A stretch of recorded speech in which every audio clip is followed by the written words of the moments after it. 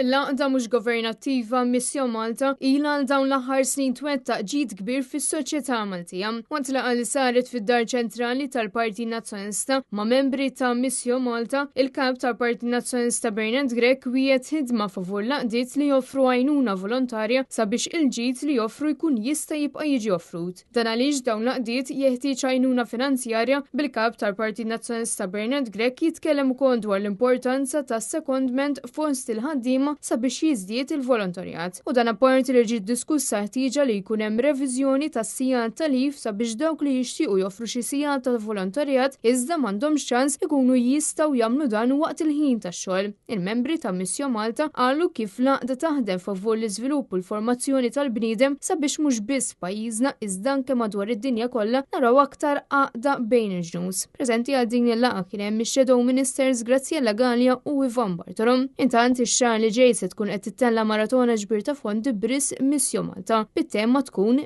il-qudiem bit-tama.